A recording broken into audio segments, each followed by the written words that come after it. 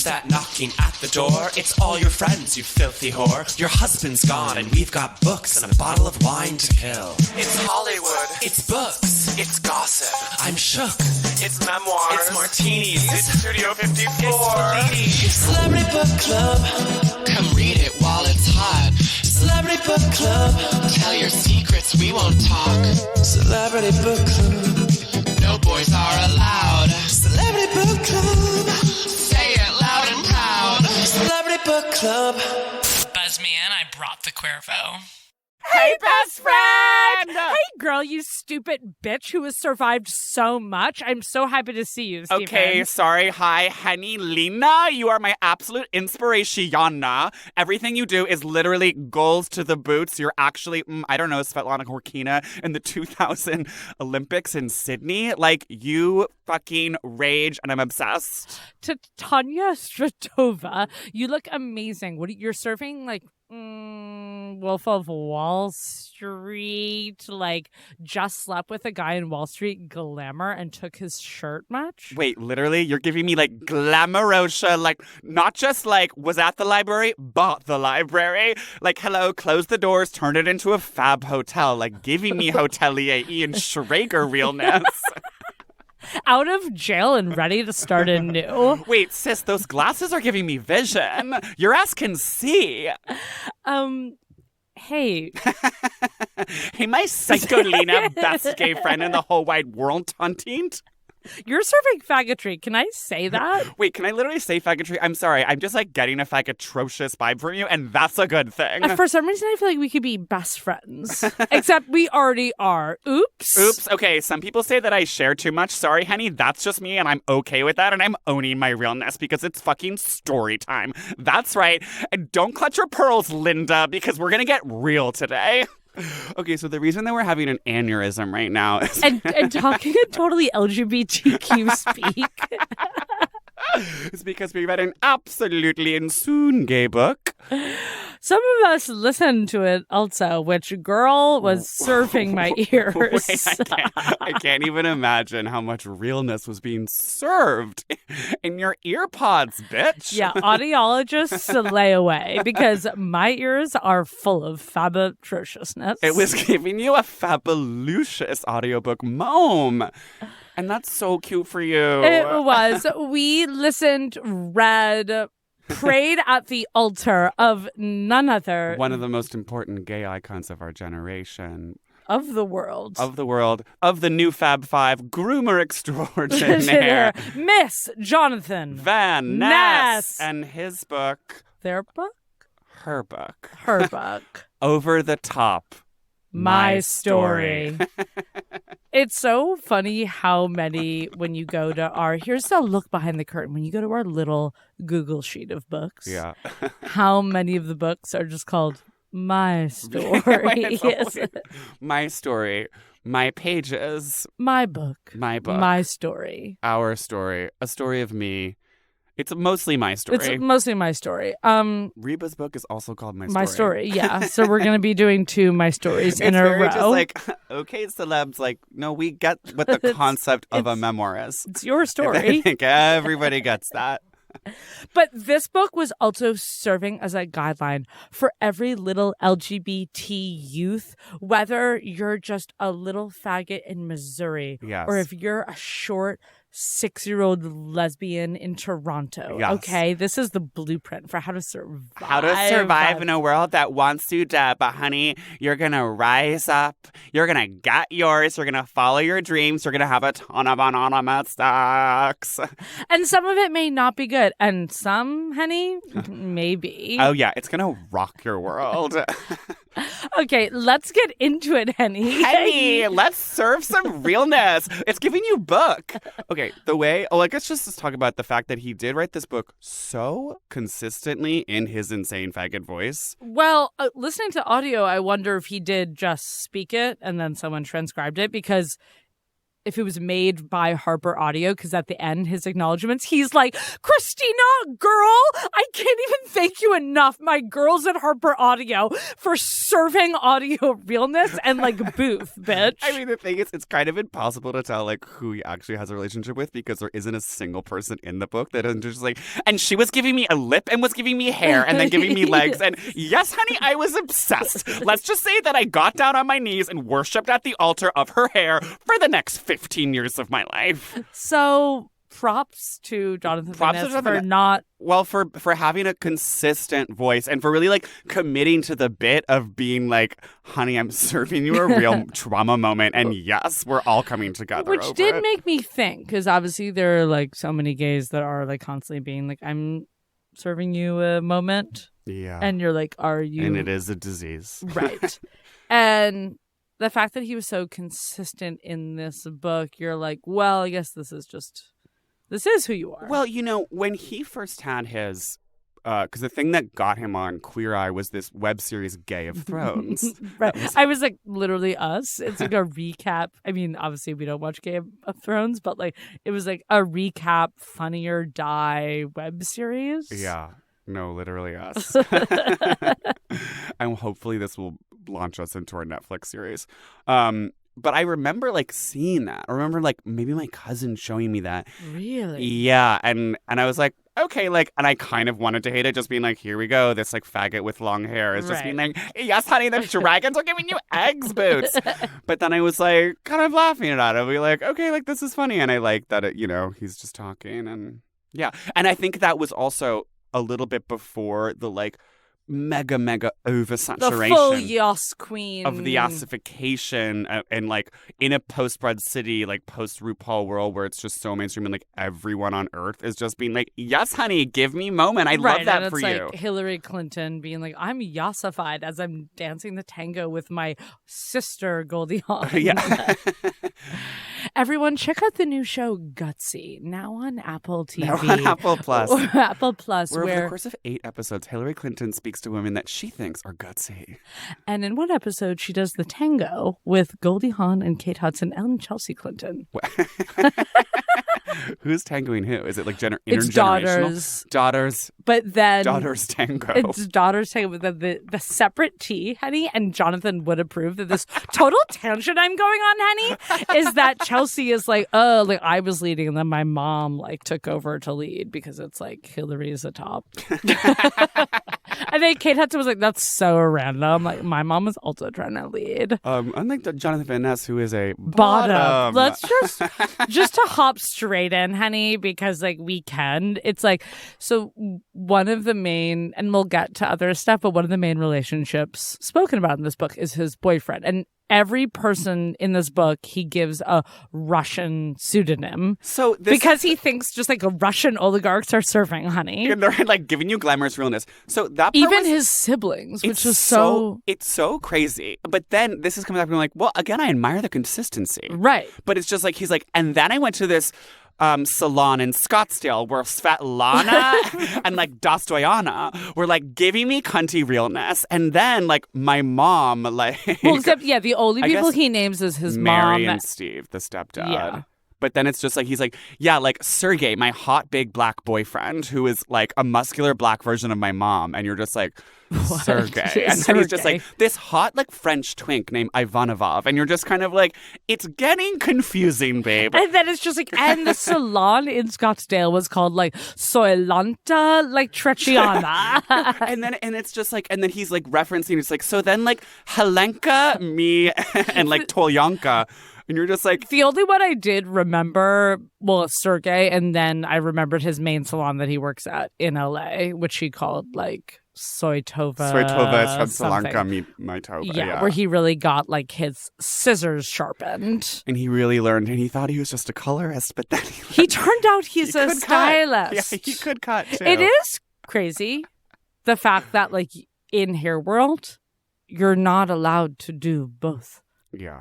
Well, it's science. It is. Yeah. I mean, coloring versus cutting. It's, you know. It's like a film set, though. I mean, there's the gaffer, there's the lighter, there's the absolutely first AD, second AD. I mean, that division of labor is Essentially, because then you're really responsible for your corner. But back to what you're saying, I feel like you were about to reference the fact that he does reveal himself to be a bottom, constantly over and over and over again. He's always just like, honey, I wanted to be lifted up and held in the big arms of a hot 6'5" Russian muscular daddy who was going to throw me around. And it is so amazing. And I feel like this book is written for the 12 to 18 crowd, or I would say like more of maybe of a Midwestern crowd that's like loves Queer Eye. Like, I don't think it's for us, is what I'm trying to say. Yeah, I mean, I don't think it's for like really bitchy or totally. vain, like culture culture vulture critics. I definitely think it's because he'll mention the like housewives and how they clutch their pearls, and like he's like, sorry, I am going to talk about HIV, and yes, that's right, Linda, anal sex. Yeah, and he's been like, and look, if you hate me by the end of this book, like, sorry. So I do think it's for like, yeah, it's for half Lindas and then just like half like normal basic Atlanta gays. Right. And or just like maybe a girl who's like a Queer Eye fan who's like, you know what, I'm going to get this for my gay son. Maybe it's actually 60% straight women who are just like Drag Race fans and also Queer Eye fans. And I will say like those girls are a little bit freaked out by sex and they are being like, oh my God. And maybe they do need the line that's like, don't clutch your pearls, bitch. I think so. And are just like, oh no. And he's like, yeah. And I was on to my 5th dick that day. Yeah. Which is, you know, if you're not familiar with that world, you may find that shocking. Right. So he says he finds this, you know, after years of, you know, being in the closet and wanting the straight guys and kind of unfulfilled relationships, he falls in love with this bouncer from LA. And Sergey. And and I just do love, because the whole thing goes through how he was like addicted to meth and like addicted to sex. But he was like, so here's the thing, we were still not having the kind of sex I wanted to have. I have it right here. I was unable to tell him what I wanted and needed, which was a great level of intimacy. We had differences in how we did our gorgeous horizontal tango. Falling in love, what felt like my first real adult relationship, and not having him seem to want to passionately throw me around the way I thought he would, hurt. And being young, gay, and new to how our gorgeous butts work during sexy time put strain on our relationship. Because I didn't feel that fire from Sergey, it set me up to feel rejected. It's like, so he wasn't fucking him at all, or he wasn't like really throwing him down. I think he wasn't like really throwing him down. I think like when they were maybe just like cuddling or in the day-to-day, like he was being the bigger top. I think he was definitely being the big spoon, but I feel like it was very like Jonathan blowing him in the morning. But then like at night being like, yes, queen, him being like, I'm tired. Like, let's cuddle, like let's a little watch more Big Bear. Big Bear, let's watch TV, let's eat Mexican. Like, yeah, there's a lot of takeout in this book. Yeah. Jonathan Van Ness is also, I feel like, this new thing in our like culture of like chicas, where it's like it is all about Taco Bell. Do you know what I mean? And like and like fast food, but like making it like slutty and sexy. Like, girl, Sarah Lee was serving, and honey, I needed to like have some Rio Grande like mega bean burritos. I mean, I would say the first half of this book is him listing all of the food he eats, which I did love. Like his schedule as a kid, it made me nostalgic for childhood. When you know, you kind of you watch TV, you like roll around, you make a fucked up snack, you like do another imaginary game. He was just being like, and yes, honey, I was addicted to donut holes, just like the hole in my heart that was unprocessed trauma. Yes, honey, slay. The part we talked about the frozen burrito branding, where he was like, there was like there was one frozen burrito that had the red color on it that meant it was steak, and then there was the purple one that meant it was bean and cheese. And honey, I love that purple. I worship that purple. That purple was my queen, honey. Like I was always going for the purple frozen burrito brand. It really is a throwback to this grocery store of being a child and just screaming, "I want the purple," you know. And really responding to bright colors. But also it's like early onset him being more like vegan gay, of wanting the bean and cheese and wanting this like farty. Right. Which is like, so vegan. Snack because food. He is so like disgusting in that way, where it's just like he does just want Trader Joe's like vegan I was about to burritos. say, I was like, he is the most Trader Joe's gay. Yeah. Like, all he wants is, like, salmon pockets. He wants salmon pockets. He wants just, like, bulk salmon pockets. When he talks about the Diet Pepsi cube. Oh, go ahead. He was like, then he's like, Henny, that's a 24-pack. Honey, that's 2 12-packs stacked on top of each other, so it makes a cube shape. You know what I'm talking about. Grab another DP from the cube. Diet Pepsi, the most I mean, disgusting, I would say, drink on planet Earth. Right. And then it's like, and later he's like, and if I could have like told my 7-year-old self somebody and say, honey, make sure you go to Trader Joe's and you get those double oatmeal raisin like cookie pops. It's like, all I wanted to do after my stepdad died was go to Trader Joe's, get some like salmon peanut butter pretzels and move on. So he's from a small conglomerate newspaper family. Yeah, his family is very rich in a small town where they own the small Miranda town. song, famous in a small town. Can I remember that movie Drop Dead Gorgeous? Have you seen that? I love A real dark satirical mockumentary.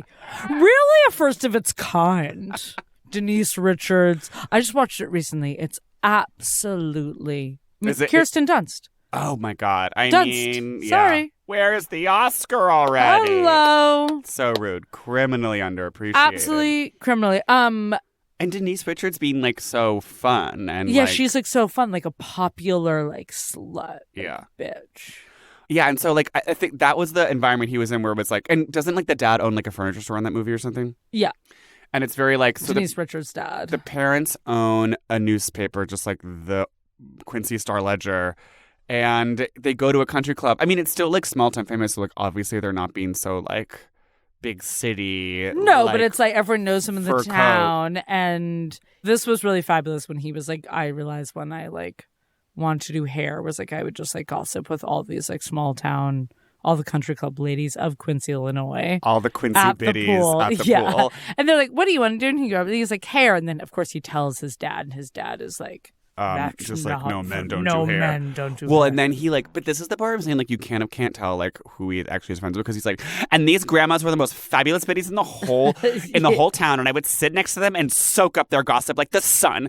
And he was like, and then on the other side of the pool were these two fabulous teenagers, and they ran that hot dog stand like the Navy, and I was obsessed with them, and I worshipped at their feet. And you're just like, okay, so you're worshiping like every woman ever. I mean, that is being gay. It's just who was woman. there like a teen or like that you worshipped when you were like 6? Oh, like a teen girl that I was like, she's so fab and I need to be here. Yeah. And honey, my perky little gay tits are at attention.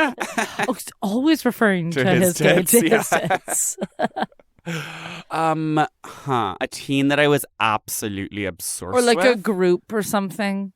Do you ever like pass by like anything? I feel like that was maybe more your world because you were so like wanting to be older and like wanting to be cool. Okay.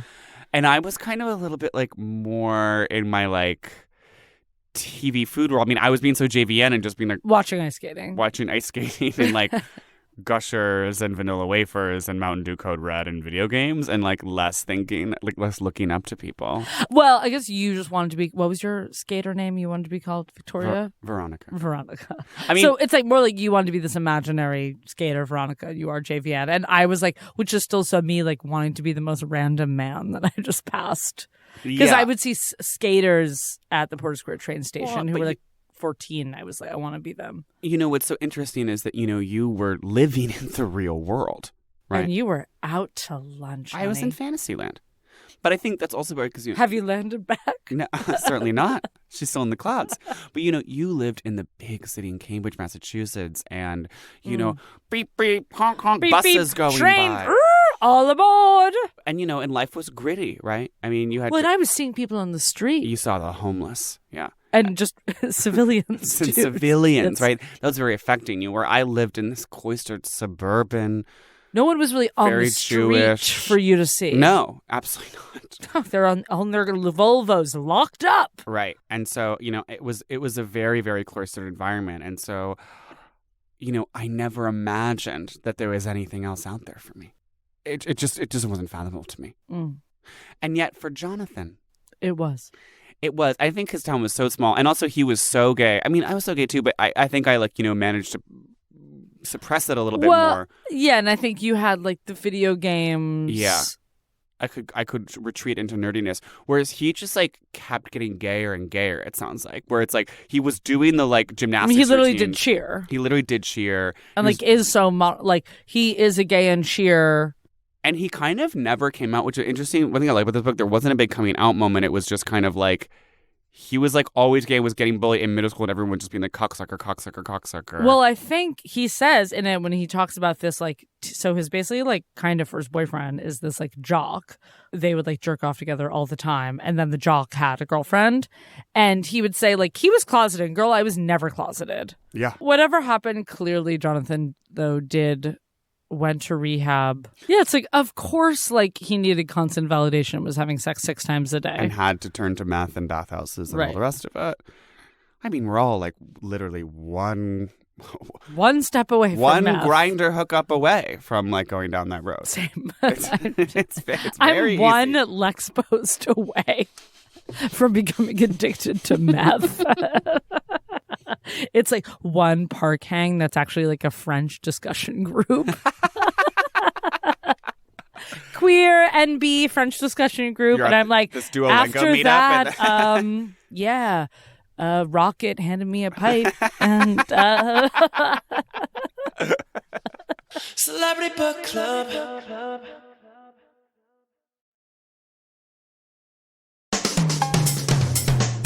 I would say this is also classic Queer Eye memoir in the fact that like the Queer Eye part is really kind of sped up by the end. Well, I think this came out not too long after the show, so it's like there's not that much To say. to say. It's Like, true. I don't think he was famous for that long when he got the book deal. And so I feel like he just was like mostly focused on I mean, he's already done all the his like lead up. Radio City Music Hall Definitely will say- stand-up tour. Oh, where he's like also doing tumbling and yes. stuff. I feel like it was very like, I feel like you could overlay this book on Tan Francis' book and it like matched up almost suspiciously so, where they told the exact same story. And I feel like Netflix definitely approved of Where each they of were their both books. also like, we were randomly rich gay children. We were rich gay children, and then we like went to the. I mean, he keeps talking about the Glendale Embassy Suites, honey, and how they were serving audition realness for the Queer Eye. Okay, and then obviously he was like, ooh, and girl, when I saw Karamo, that big ol' hot cup of mocha, I wanted to dive right in and become scalding he hot. said, I'm sorry, my vagina melted and fell on the floor. And then he told me I had a boyfriend, so I picked my vagina back up and stuffed it back in, Henny. I mean, because, yeah, I was laughing during this book. I was laughing at this book. I was also laughing. I just feel like he is very... Okay, here's what... Okay, let me just say this. Let me just say this. He is incredibly observant. Like, he's extremely accurate, I think, with so much of his, like, aesthetic and cultural descriptions of people. Like, when he talks about how Scottsdale, everyone is straight and fake rich, and, like... Oh, wait, and then when he also said at Minneapolis, or was it Scottsdale, and he was like, I was doing color, but he was like, didn't matter what I did, every woman came out looking like Kelly Clarkson. And then when he's in LA, he's like, they thought that layers meant Lisa Rinna, and there was no way to do layers that weren't Lisa Rinna. And then he makes his L word Shane reference. Yes. And he's like, I wanted to give a shag that was like more L word, but like they only wanted Lisa Rinna. Okay, I want to get to that part, but let me just like, in a broader point about his ability to describe things accurately. Scottsdale was the capital of fake blondes, fake boobs, and $20,000 millionaires who were driving whatever the equivalent of a Tesla was in 2006, were actually completely upside down on their mortgage and endlessly in debt. And I'm just like, wow. Accurate. Drag Scottsdale to hell and back. Yeah. That's so true. And Scottsdale, yeah, we're going to be coming at you live sometime this year, okay? But that's like so like my aunt who was like obsessed with like fish sculptures. And, No, like, where it's like more debt, more debt, more debt, more- big car payments. more cruises, like taking out an 8th mortgage.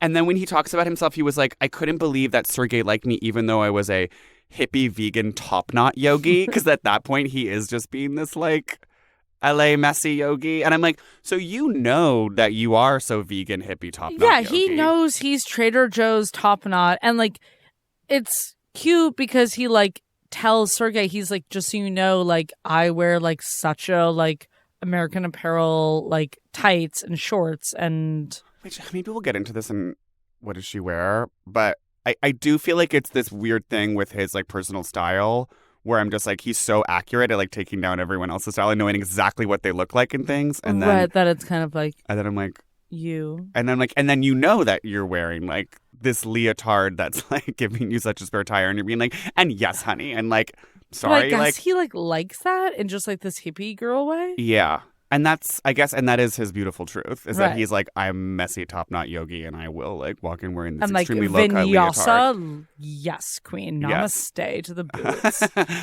Namaste in class more because I love yoga. When like he's dragged Sergey to St. Louis. Okay, also not St. Louis having a bathhouse. I know, we need to do That was a shock to me. Okay, we need to perform at like Bette Midler style at like the St. Louis. I think every city has a bathhouse. New York doesn't have a bathhouse. The What gayest are city the- in the country doesn't have a bathhouse. Chicago has a bathhouse. Steamworks. Chicago has Steamworks. Maybe St. Louis has like a Steamworks too. It's like such a chain. Well, but maybe because New York is so like just everything is so gay. Yeah, but There also I isn't a think it's so bathhouse? like Giuliani and like cabaret laws, and it's like I'm sure, but they're just like, well, we need to be like having so many DJ because nights. we had and so many bathhouses in the 70s and they all got closed down, and now all they have Giuliani, my friend Giuliani. Yeah. There's just men's hours at the Russian baths, and that's it. Which is Tuesdays for our listeners. What is that? Tuesdays? Thursdays 12 to 5 and Sundays 7 a.m. to 2 p.m. Not that I know, honey. Oh, it's 7 a.m. to noon. Yeah, so if you're at that 7 a.m., like, honey, it's Okay. It's you're coming- last ditch. you're coming back from the club at 7 a.m. wandering in, and like half the people are meth, and then the other half the people are Hasids. I think 25 are Hasidic guys on meth. But I was like, okay, not. And then the St. Louis move, it's so tragic. And he's just like, and honey, things are about to get mega uber trage for me. Yeah. Buckle up, Linda. And then he shares, which was so me, this like essay he wrote about Bill Clinton and Monica Because in he says, fourth like, grade. before I go to St. Louis, because it's literally a full year of me being like such an insane whore and doing so much meth and getting HIV, let me show you my Bill Clinton, Monica Lewinsky book report. Literally you. Yeah, he's like, let's just take a break, Henny's. And then it's like the book report is him like asking 20 kids in Quincy, Illinois, like if Bill Clinton should resign. And or they're all not. like, we They're- hate Bill Clinton. Yeah, they're like, what he did was wrong, and he should like think about his actions. Yeah, it was very prude. Yeah, Young Republican Club. Wait, doesn't it start out in the thing like, I've always been a conservative Democrat or something? Wait, the book? No, the Bill essay. Clinton essay when he's in 6th grade. So the idea of being like 11 and being like, I've always been a conservative Democrat. But that was so kids at my small private elementary school. Like I remember we had like Oh, a mock election? no, we all like, ran a country, and it was like what people were in like fighting for like what people were into. And I remember like I was on the side of like talking about like human rights violations, and everyone was like, why do we need human rights? And I was like, what's wrong with you guys? Where do you live? Where do you live? Like, human rights are so important. So it was like debate club kind of. Yeah. Okay. And you were like, humanity is a sleigh. Humanity's a sleigh. And if we don't have human rights, then what do we have? Nothing, Henny. So anyway, he goes to St. Louis and After he's like gone to sex rehab like so many times. and then he like gets back together with Sergey and convinces Sergey to move to St. Louis with him so he can be closer to his stepdad who's dying of in bladder Quincy, cancer. Illinois. It would be like also it is so random where he's like, well, let me move to the city so I'm not like so close to my family, but just Well, kind of close. We know why he moved to the city. Gay guys. Yeah. Yeah. Okay, so he does contract HIV during one of these St. periods Louis in the St. time. Louis period. And I have to say, I mean, okay, this part of the book, he was being obviously so like Hillary Clinton in press release and like explaining like what drugs are. I feel like he explained it very well. He explained it very well. It was moving to here. It's also just like, So many people are still so confused about like what undetectable is and like yes, what a viral load yes, is. Thank you. Okay, and Miss Van Ness just kind of laid it out in a few pages. Well, and it's funny because it relates back to this part earlier in the book where someone says something about HIV at a family dinner when he's like 7 and he starts crying and runs out of the room of family dinner. Oh, that happens. But also once when he's at like Toychalana Statovia salon, this head's like stylist yells at him, I hope you get AIDS and die. Oh, yeah. So, it's a fear. Yeah. But the thing, he's like, that is literally, and I'm sure you've known this, but it's like, that is every gay man's fear. It still is, to this day, every gay Yeah. man's biggest fear. And, I've been on PrEP for many years and, and I've actually never talked about my HIV status publicly, but Please. I'll say it. I am negative. But it's like, for many years, even being on PrEP, I'm still like, every time I go to the doctor, I'm always like nervous Yeah. that I'm going to be like, oh my God, it was the one day I got a toxic load or something. And it's just like, there's still so much stigma around it. But Jonathan Van Ness. He's breaking it. And he's like, and I'll admit, like when I was like 20, like a guy came over and he said he was paused. And I was like, no, I'm not going to sleep with you. And it was like, I was like definitely a lot more worried about sleeping with guys who were pause back in my early 20s as well. And, and I've moved beyond that. And now I do sleep with guys who are pause, which I'm so proud of you. Thank you. But it's just like, that's a journey that everyone has to go on. And like the undetectable thing is it's just like, people are still not totally knowing or understanding what it means. They make it confusing out there. But of course, now the weird thing is it's just like all being undetectable really means that you have to take a pill for the rest of your life. But being on PrEP also means you have to take a pill for the rest of your life. Right, so either way, you're going to take a pill. You're going to take a pill for the rest of your life. But, we're a very medicated society. Pills, pills, pills. Pills, pills, pills. But I thought that whole part was beautiful. And I also thought the part was like, I was glad he also called out the like, when he first gets diagnosed, they do this thing where they make you sign some paper acknowledging that it's that was crazy. illegal to sleep with someone. Without telling them, which I think is so insane and archaic. And like, there are multiple cases like every year in this country in the legal system where like people go to jail for giving people HIV. And like, yes, I'm sure there are some evil people who like are like doing that on purpose, intentionally like infecting people because like they're creepy or whatever. But it's like that can just happen. It's called like having sex, and it's just like if you're having sex with someone, like you should know the risks and like protect yourself or whatever. And Jonathan Van Ness says that he was like, and girl, no matter how awkward it was, like I did tell all my future sexual partners. But it's just like I don't think that you should be like. Yes, I think you should tell people, but it's like I don't think it should be an insane law that you go to jail. No, that's insane. That's insane. That's literally insane. That is homophobia. It's homophobia. And I just feel like Jonathan... The Fat Five is helping to break barriers and end homophobia. Yes, seriously, to compare it to Tam's book, which was like wildly misogynistic and just like so women uptight. are all fat and like they need to be like locked in houses in slim, dark jeans that flatter their bodies. And I need to be locked in my like 17-room like empty Utah mansion with my husband. And Jonathan, I feel like, is like, this is what HIV is. And just like, it's fine. Well, Tana's also like never had sex with anyone, so ashamed. And Jonathan Right. is like, because honestly, I'm sorry, but Jonathan is like the vast majority of gay men who are insane whores and are having sex like 24/7. Right. He's just so yeah, like my cat was staring at me being like, girl, are you really going to take like another balloon? Like, are you really douching for the 5th dick of the day right now? Can you feed me instead? Can you give me one pet instead of... So he has this amazing cat, Bug, Yeah. who passes. And then, do you remember this? This was towards the end. This is not in the book. This is just real life. Oh, okay. He adopted, after Bug died, he adopted 2 more kittens and named the one that looked like his last cat, Bug 2. And while he was sleeping, the kitten just jumped out of a window and died like a week after he adopted it. What? Yeah. And he made this post just being like, I'm shattered right now, sis. Henny, I'm giving you full depresso moments right now. Yeah, like I'm going to be in bed with, I don't know, Trader Joe's for the next 2 weeks. this kitten who was serving Ghost, like, also died. She was serving suicide. Wait, that is so sad and random. We have to talk about the hair. I actually have to praise this book. It almost reminded me of the way that Andre Agassi talks about tennis.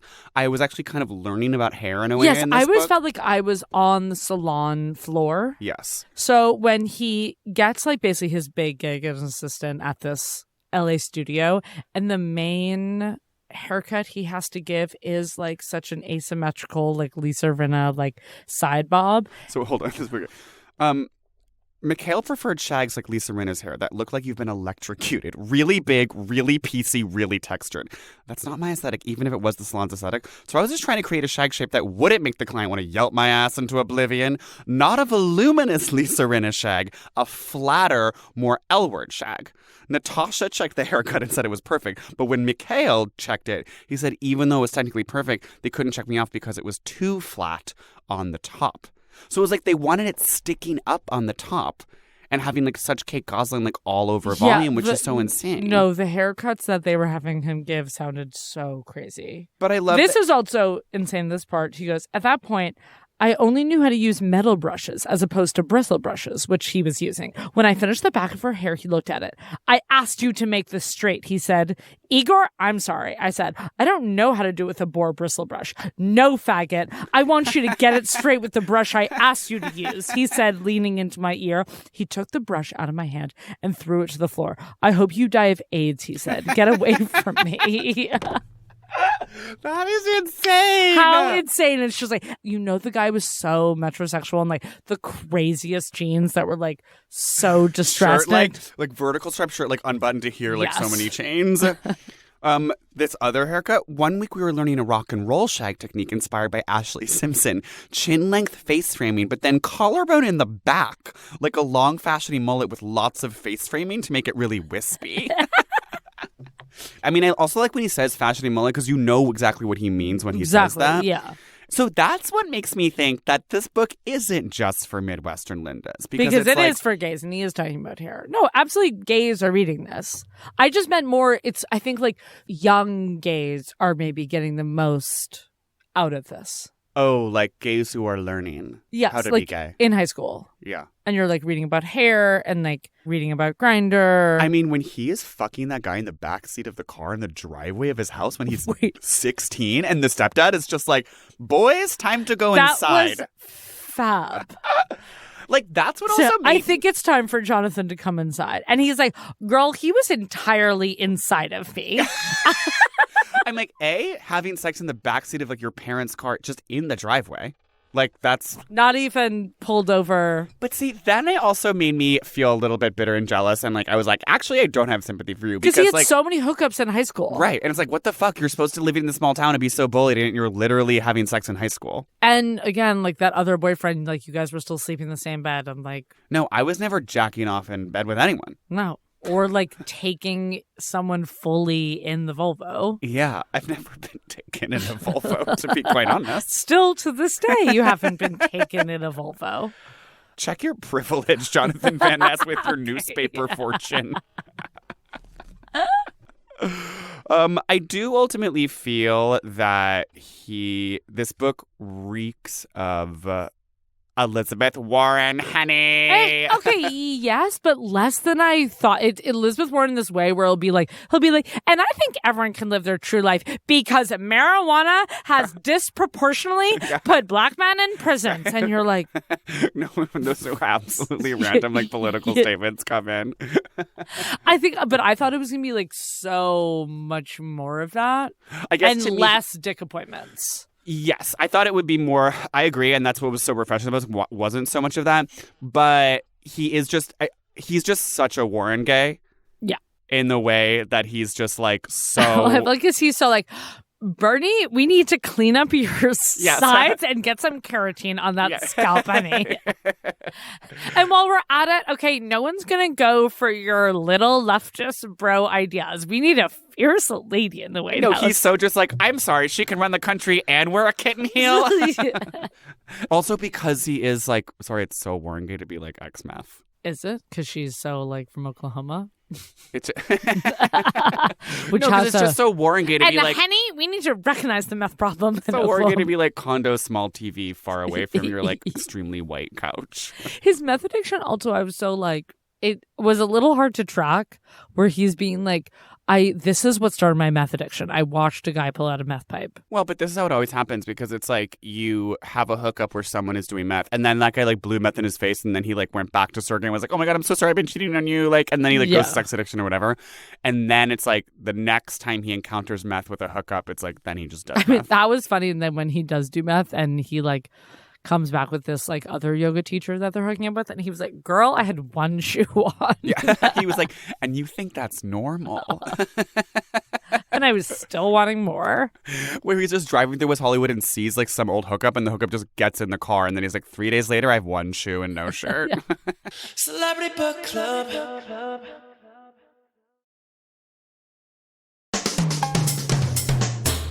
Henny, it's time to slay the house down segment, boots. How does she live? What does she wear? Oh, and girl, what does she eat? Okay, wait. Slay to the diet to the boots. Trader Joena's. Trader Josephorta. Okay, but also like, Taco Bell, what's that other LA Mexican place? Del Taco. Del Taco. He's so Del Taco. He's so, yeah, when I get off the plane, I immediately go to... Baja Blast, because this ass is going to blast if I don't place have... everyone pretends to live in LA? The burger place? Oh, In-N-Out. Yeah. I feel like he's so in and out with my girlies. With my girliness. Animal style, because honey, shoot us over. And he's just like, and I did go read Skinny Bitch and I went vegan as part of an eating disorder for 2 years. And honey, I'm off that train. And then I read this article about him gaining 70 pounds after his stepdad died. He's like, yeah. And then I made my sister like stop for a sheet cake. And then, girl, like my brother made guac. So he's just, is very like. I mean, and this the part where it is a little bit like the Jared Fogle book in this way, where if you live in the middle of nowhere in Illinois, you're just going to be addicted to fast food all constantly. Wow. I mean, that's the landscape. Or good homemade meals. He never full of beef. No, I his will mom say- was working all night, so he was so Sara Lee Pop-Tart. He was so Shirley Pop-Tarts. Like, he never references like a cooked meal. Wait, no, so this is what Like, I wanted to bring up. Ever. Of like, or like going to restaurants ever. He's just fast food and Of- like snack food from no, Trader of Joe's. people he talks about in Queer. He doesn't talk about tan. He talks about his vagina mental karama. And he goes, and Anthony, honey, like everything he made, my mouth dropped to the floor. And like he is like really like promoting how like good of a cook Anthony is. And it's just like no one has ever No one done has that. ever said that Anthony's But food I is do good. also feel like he actually is the prime audience for Anthony because Anthony is like giving him like a pesto pasta. Yes. And he's like, what girl, Henny Omari Batali whomst? No. Take me to Italy now. Anthony's cooking is for people who have only ever had Trader Joe's Right. salmon pockets. And then they're just like, wait a minute, sis, this salad is giving me vegetable garden realness. I'm literally in Tuscanana. Crunch, crunch, eat, pray, love, biatch. It's just like, this is the first time you've had something that's like has olive oil in Right. it. And it's just like 3 lines about how Anthony is like the best cook in the entire world. And And then he doesn't. He says that him and Bobby are sisters, bitch. Well, yeah, that was saying he mentions Bobby, literally nothing about Tan. Yeah, obviously. Well, Tan is, I mean, he does mention that Tan is like weirdly uptight. I feel like it doesn't actually say that, but he's like, Tan is more conservative or something. And he does also like admit that obviously it's like Bobby does the most work because he was like, well, and then like when the show started filming and like Bobby was already there because he had like more stuff to do. As we all know. So yeah, he's eating fast food in Trader Joe's. but I think now probably Anthony, I feel like he's probably getting before shooting, don't you think he's getting like weird meals sent to him that are so. But he's still just getting like a sweet green salad. Like he's getting a bowl I'm saying or a I think salad. he's like now being like, ooh, girl, I need to like choose the kale realness. But he just wants things that are prepackaged. And in, like, a thing. agree. Yeah. I'm just saying it's healthier prepackaged stuff now. Yes. Although he also still thinks that like Trader Joe's like oatmeal treats like are so healthy because they have like so much like stevia in them. Okay, what does she wear? Okay, what does she wear? I mean, just like caftans, long jersey tops, I guess halters. it's like his thing now is just being like, as we mentioned earlier, he's just like dress. A dress, but also be like, I'm comfortable being vegan hippie girl. Like wearing this sweatsuit and like, no, it's not flattering. And like, but he would tell someone else that like what he's wearing is not flattering. But wouldn't he also be doing their hair being like, ooh, girl, sis, like, be comfortable. Comfiness is realness. Yeah, so then give me that comfy moment. Like, give me that fuzzy wuzzy slipper, Netflix and Chiliana moment. Come for me, Sister but Rita. I feel like now she's being much more like weird one-piece dress in her they-them era and being a little more like Grecian. Okay, sidebar. I feel like he literally, in a very Demi Lovato way, like officially went they-them and then officially pulled it back.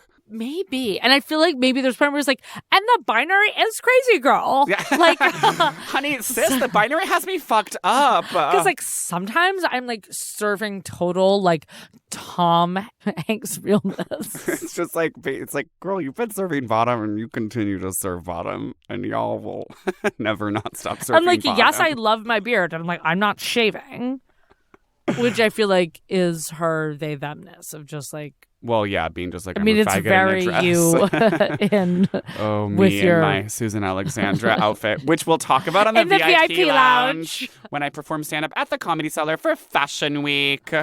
Where does she live? Okay, since the kitten died, I think she lives in like a massive high rise in the West Village. Okay, you're pulling that. High bed. You think she lives in New York? I think she like has an apartment in New York. Honey, I think he lives in Los Angelita. They all live in Los Angeles. Oh. Well, except for Tan, who lives in Utah. Right. And Karamo. He's literally the most fast food, driving in his car, like blasting 8 podcasts and like I think they're okay, Shania but Twain and Cher out of like 6 different speakers, while with like so many assistants and cutting hair like in his car. He's what was so car. what was so me though, just to jump this, when like his stepdad dies or something like that, and he just makes a collage of like Tanya Harding and like his process. mom. Yeah. Wait, well, hello, which is also so us. How he describes having that quilt of celebrities. Yeah, It's literally my bathroom. Yeah, he's just like, Tanya Harding, like Nicole Kidman, Sarah my Jessica mom, Parker. Sarah Parker, Nancy Kerrigan.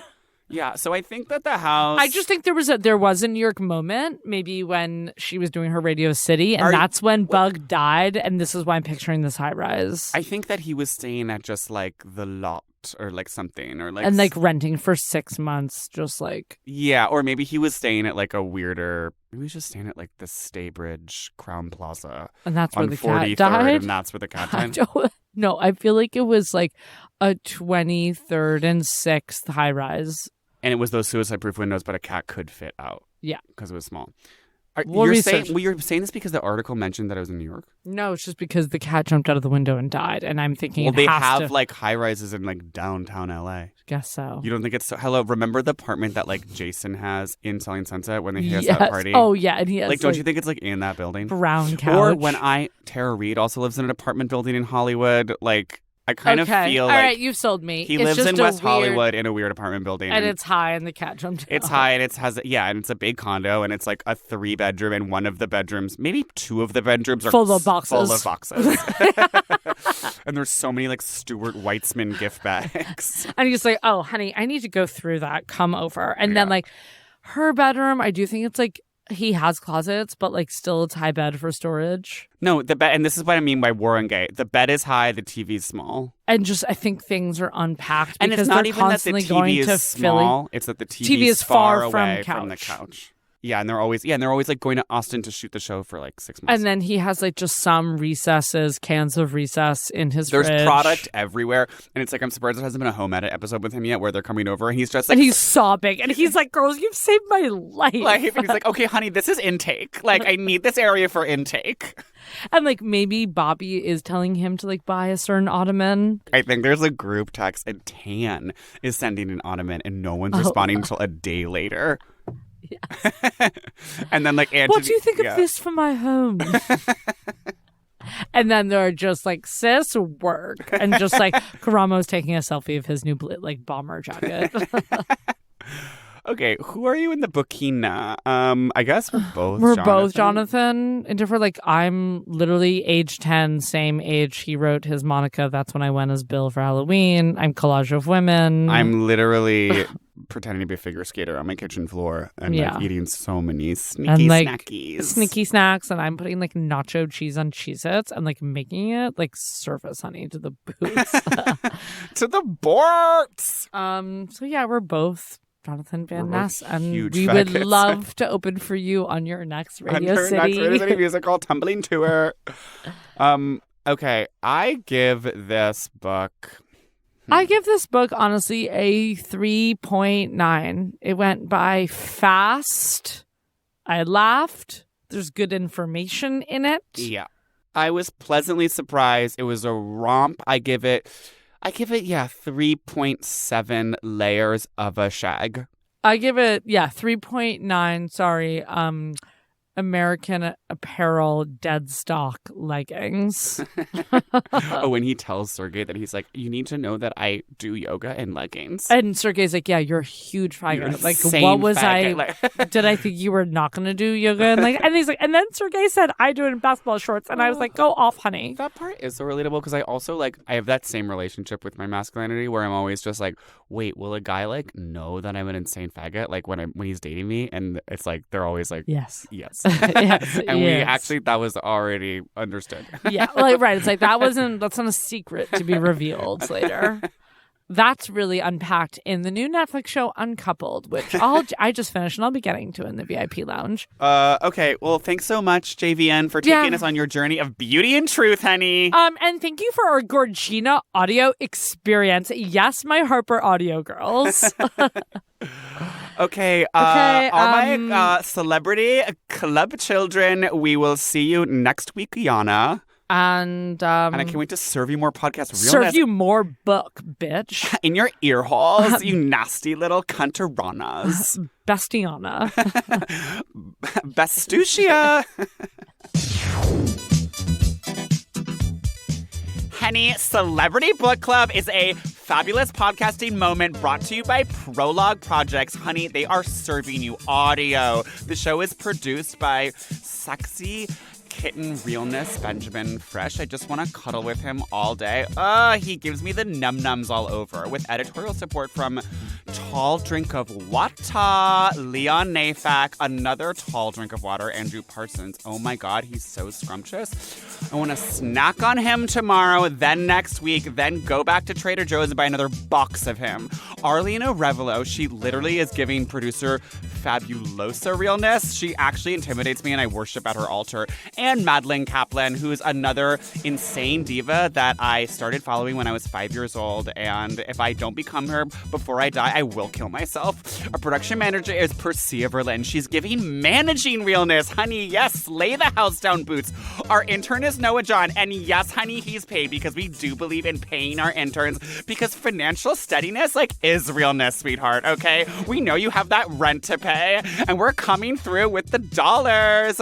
Original theme song by Steve Phillips Horace. That's right, honey. That's me. I'm giving you keys. I'm giving you vocals. I'm giving you production. I'm giving you Ableton. I'm at the computer. Tap, tap, tap. Wait a minute. He sings. That's a Boots. Artwork by Teddy Blanks at Chips NY. Hire him for everything. If there's going to be graphic design at my funeral, he's doing it. Follow us on Twitter and Instagram because you know we have to get those social plugs in there, honey, okay? That's how we get the big bucks. You gotta tell your friends to get out there, get on Instagram. I know, it's awful. The endless scroll, it's killing our lives, and yet sometimes content can be a slay. That's right. I was bitten by the content bug at age 20, and I've never let go. I love content. Subscribe, CBC the Pod, and go to your favorite podcast app. I don't know where it is, okay? If you're giving us Stitcher, then go to Stitcher, bitch. If you're giving us Spotify, have a Spotify moment. Do Apple. And don't forget to tell all your friends to do the same because podcasts are a community, honey. And it's not as fun if you don't listen with all your chicas. That's right. Have a listening party. Drink wine or don't. If you're sober, I don't care. Make your choices. I don't judge. Leave us a review. And don't forget to, again, have this insane party with all your friends where you're ordering wine from Drizzly. And go to patreon.com/CBCthepod to subscribe because, honey, it's giving you $5 a month and we're giving you an insane amount of extra content because, as I said, we were bitten by the content bug and you can be bitten by the $5 bug and get our Patreon. That's 4 extra episodes every month. Honey, that's a slay. That's a literal extra content slay. So if you want to have that extra content mom and listen to us be super vuln and explore all our trauma in the VIP lounge, then you has to go to CBC the Pod's Patreon, patreon.com/CBCthepod, and subscribe. That's 5 buckaroos. That's 5 greenbacks. That's 5 slutty little ones, stripper ones. You know what I'm talking about. Women of the night come through. Sex work is real work. We love you. We're obsessed with you.